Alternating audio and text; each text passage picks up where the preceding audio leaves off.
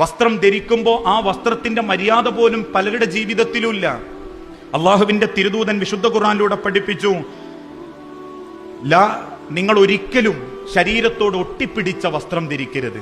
ഞാനിത് പറയുമ്പോൾ എൻ്റെ അനിയത്തിമാർക്ക്, എൻ്റെ പെങ്ങന്മാർക്ക് ദേഷ്യം തോന്നാൻ പാടില്ല.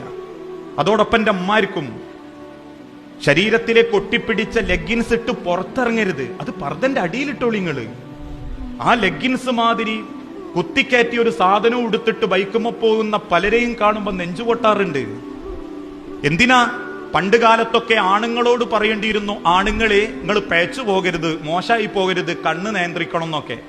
ഇന്ന് പെൺമക്കളോടും ഉമ്മാരോടും പറയേണ്ടി വരികയാണ്, എന്റെ പൊന്നാര പെൺമക്കളെ, പെൺകുട്ടികളെ, നിങ്ങൾ ആണുങ്ങൾ ഇടങ്ങേറാക്കരുത്.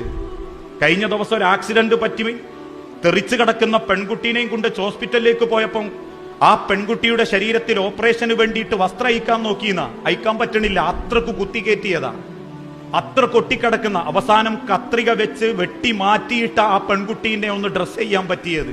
അവളൊന്നാലോചിച്ചു നോക്കി.